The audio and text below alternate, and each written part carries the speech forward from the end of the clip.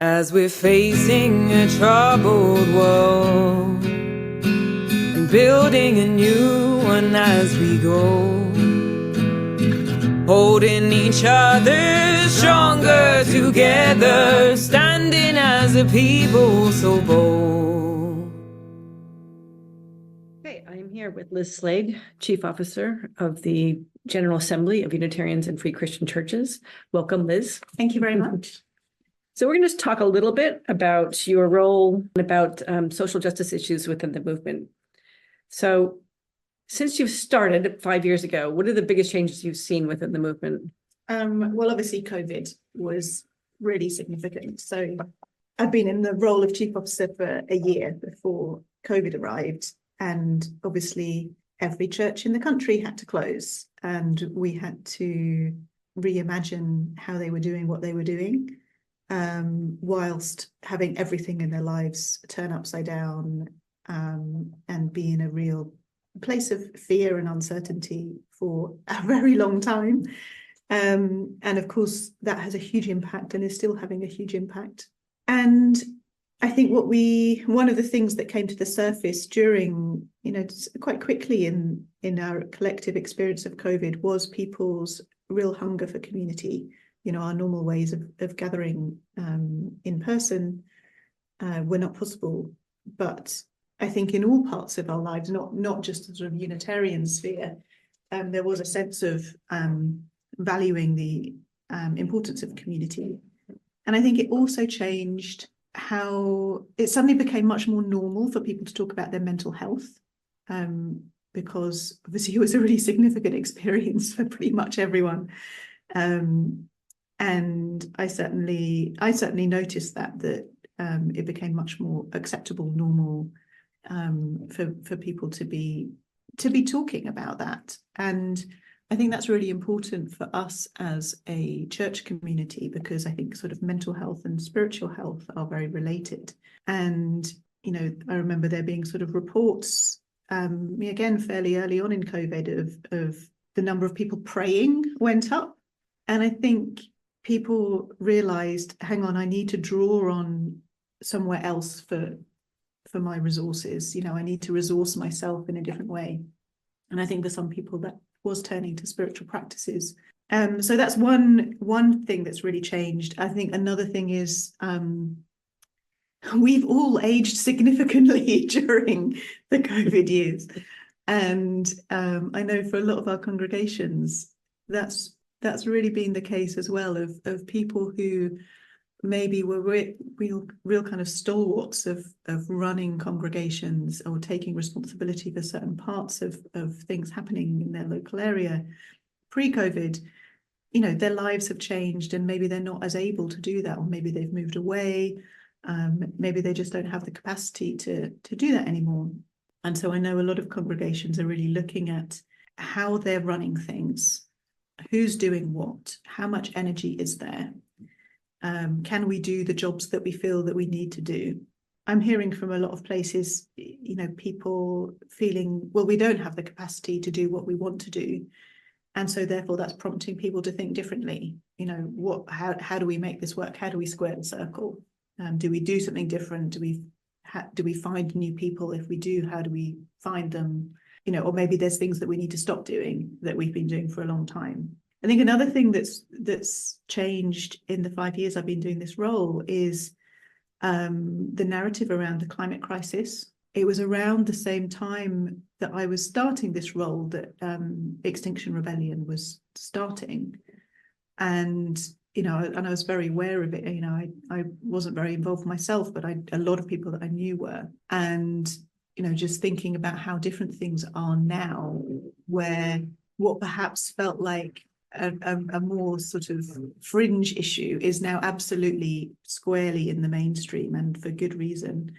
And we were talking earlier about the Restore Nature March that's happening in London in June, where Extinction Rebellion are part of it, but so are the RSPB and the National Trust, and these very mainstream organisations whose members are very understandably deeply concerned about the climate crisis.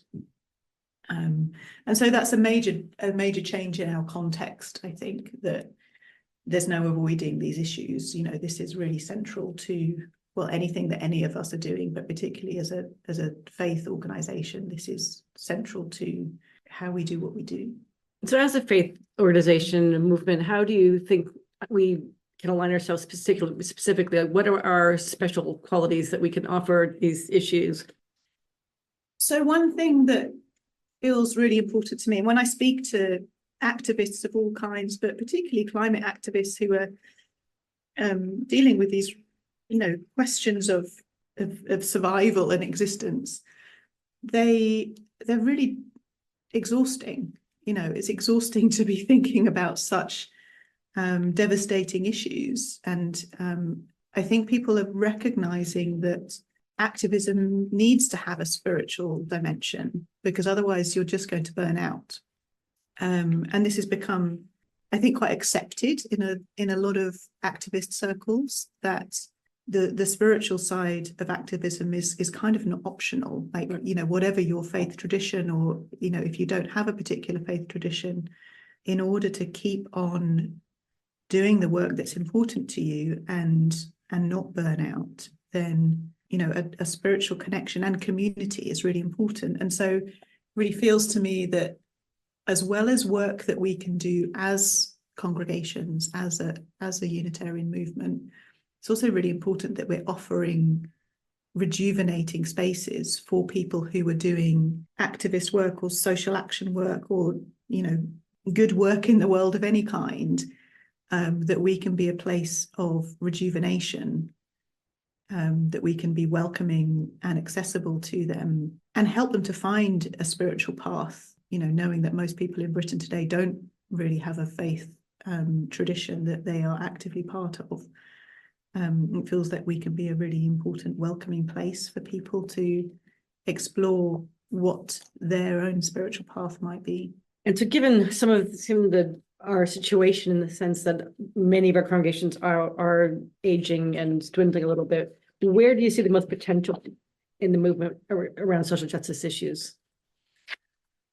I think there's so much potential, and I think a lot of people find themselves in a congregation because they want to make a positive difference to the world, that they are, you know, motivated to serve the greater good.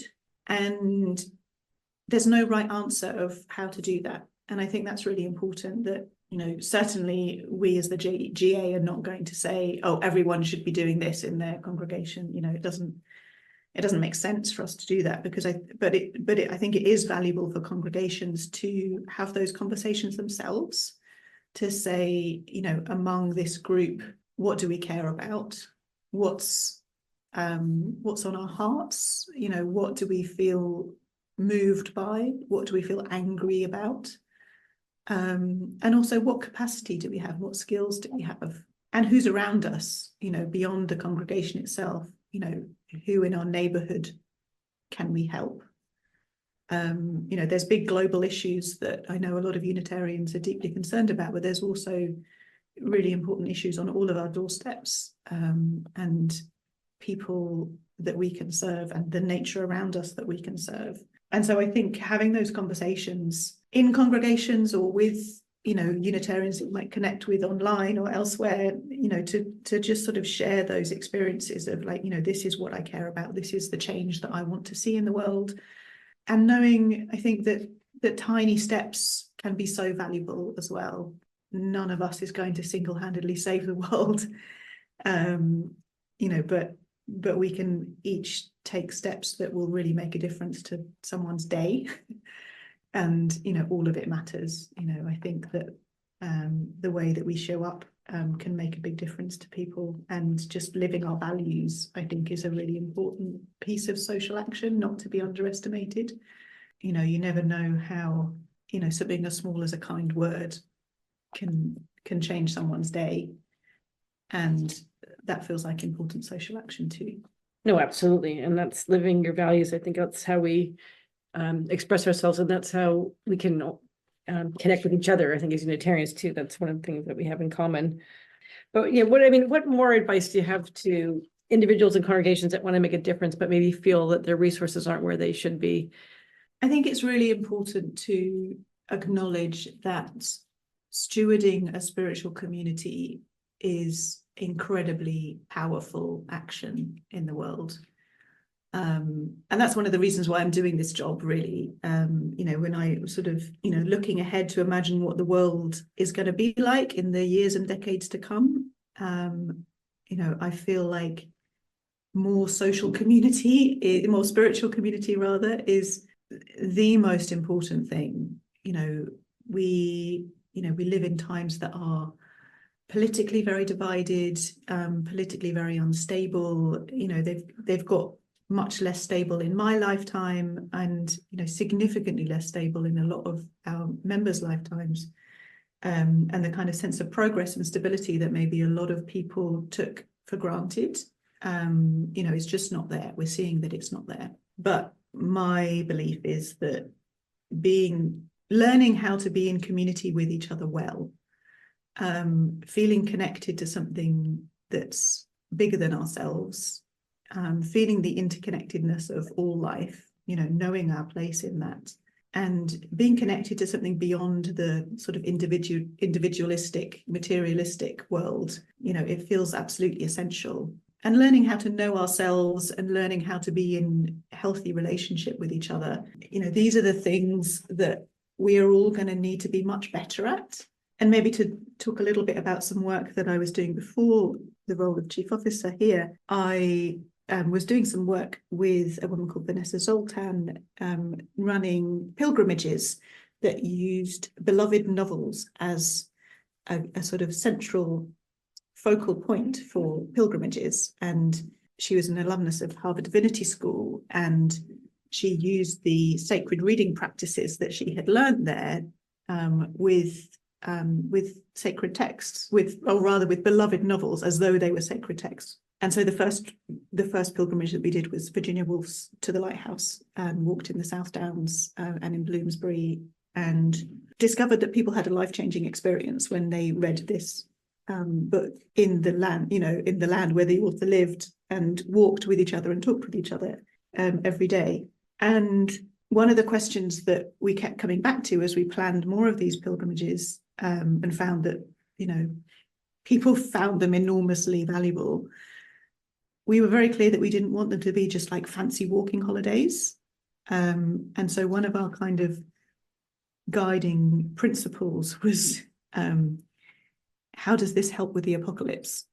And, for Vanessa's experience, that was, really an important question for her, because all four of her grandparents were Holocaust survivors. And so she knew very well how important it is for us to be ready to help each other, to be, she talked about, her family talking about the importance of being ready to take people in who needed refuge. And so those questions, whatever kind of apocalypse you might imagine, what we saw in the work that we were doing was, this is, yes, people are having a nice holiday in one sense, but they are also practicing living by their values, being in community, engaging with deep questions, getting to know each other better, learning to connect with each other around the things that really matter to us. And that's what I see in, our work as the Unitarian community as well. We are, I could ask the same question, how to stop the apocalypse? And that's not a bad question for congregations to be holding. How are we helping people be equipped for whatever life might throw at them? Whether that's sort of personal crises or these collective environmental and political crises that we see. It's down to us. I mean, that's certainly something that I hear a lot of people sort of recognizing with the climate crisis in particular. It's like, oh, the grown-ups aren't coming to save us. This is down to us. And so, yeah, that's one of the questions that I am always wondering, is like, how can we equip ourselves and each other to live well and navigate wisely? And it was Jeff Livermore who just was talking about that, about basically we're all trying to answer the question, how do we live a good life? And it's interesting that I like the connection between the spiritual and then secular literature. those sacred walks through. And you're also exploring creativity now with some rather big people, big important creative people. And talk a little bit, if you could, about the connection between creativity and spiritual growth. Yeah. So as someone who I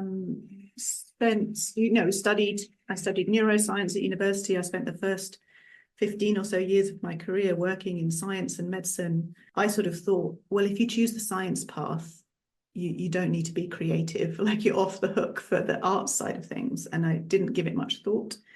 But it was actually through through connections that I made at my Unitarian congregation where I met artists, and they showed me, no, creativity is a universal human thing. It's not a special thing that special people called artists do. Like this is a human thing. And so that's been a sort of very slow and fairly recent sort of realization. And then, about 18 months ago, I found myself being invited to the first meeting of an arts collective, which it's called Hard Art. And it is bringing together cultural folk from across Britain and beyond, who the premise was around the climate crisis initially, but also recognizing that that's related to all of the other crises. And when I went to the first meeting, and it was at Brian Eno's studio in London, and there were all sorts of really quite famous people there, and I thought, what am I doing here? I think I might be in the wrong place. These are sort of, artists and filmmakers and musicians and writers. And as the day went on, we sort of did these creative exercises together to sort of explore, well, what might we do about the climate crisis? We were working together in small groups, and it was the first time that a set of people had been in the room together. And when we came back together at the end of the day to sort of share the ideas that each group had come up with, it really struck me that pretty much all of the ideas were religious in some way, or related to community and spirituality. So one group came up with the idea of, we need to build a cathedral to nature so that we can kind of, treat nature as sacred. And another group was talking about, we need to have a toolkit to help people, be in community better, sort of eating together and singing together in their neighborhoods. And, another one was around ritual, and how if people learn how to use ritual, then they can engage with what really matters to them and make better decisions about their lives and, the decisions that they're making of how they live. And so, from feeling like, why am I here? By the end of the day, I was like, okay, I get it. It's been so interesting to be in that context where the vast majority of people in the room are not people of faith, but they're very interested. And they're particularly interested in the Unitarian way of doing things. And when I have sort of introduced some light ritual into the sessions there, it's been received so gratefully. And I think I already knew from other work that I'd done, both with the pilgrimages and when I worked at Sunday Assembly, that people are deeply hungry for spiritual community. And this was another sort of reminder of that this is really widespread, but as Britain has got more secular and people are not finding their place in traditional religion, there's a real need for places that do feel more accessible. And so, to go back to your question about the sort of the relationship between creativity and spirituality, I think they're very related. And I guess I used to think that art was about, whether you could paint a realistic picture, it is that, about the sort of the skill or the craft of it.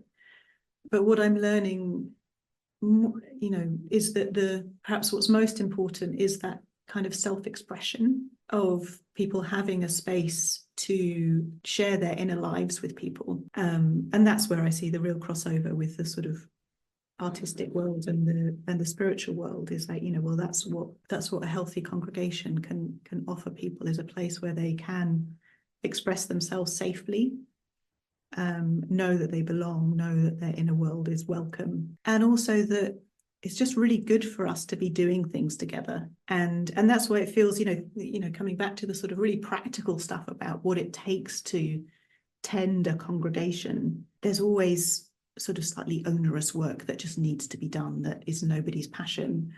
But it feels so important that we find places for people to do the things that really bring them alive, that they have a space to offer kind of what they feel passionate about, and also to do the things that maybe slightly scare them a bit. I remember when I was sort of first going to New Unity, and Andy, the minister, would, sometimes ask me, do I want to come up and like read a poem? And I'd be like, no way, I couldn't possibly like stand in front of 50 people and read a poem.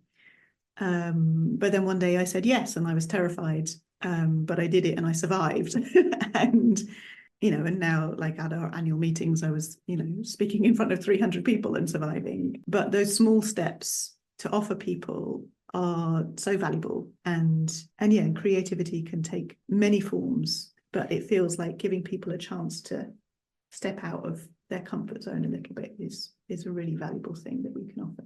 Just thinking about that then, so within the movement, the wider movement then, where do you think our opportunities for creative spirituality could lie? Well, I think I'm the wrong person to be asking that. I think that's a great question for every congregation. Where does it lie in this congregation, or this, and thinking about the wider community, the community that the congregation is situated in. I think that maybe a starting point is offering belonging and safety, because I think it's once someone feels a certain level of safety and security and acceptance, that's the point from which they can flourish. And so I think that maybe fostering creativity in a congregation sort of starts with welcoming people well, letting them know that they are accepted, that they belong, really meeting them well as they are, not kind of, well, we do things this way, so if you want to fit in, then you have to do things our way. And I think that's something that Unitarians, in our theology, in our ethos, we're not going to be telling people they have to sign up to a particular creed or set of beliefs. But I think for some people, maybe who've had quite difficult experiences of religious life, then they need to be able to trust that. They need to be able to trust that they really are accepted and they really can show up as they are. But yeah, it feels like creating that sense of safety and trust and belonging is the place from which all kinds of wonderful things can happen. So we have in the past, we have some positive things happening. We have Unitarians for Climate Justice now, which is just over a year old. What are some other spots of hope that you see? Well, at our annual meetings in April, I had a real sense of hope and buoyancy. There was a real sense of collective leadership, of people who are, facing the future with positivity and boldness and incredible skill and commitment. And it felt exciting. I sort of got a sense of there being I was going to say new generation, but it's actually multi-generational, but a new wave of people who know that Unitarianism is deeply important to them, and they know that it can be transformational to many people, and are really committing their lives to that premise. And that felt incredibly exciting. And in a way, I feel like that's kind of the most hopeful thing, is individuals who are connected to other like-minded folk who are making that commitment to create the kind of world that they know is needed. And that's what I really saw this year.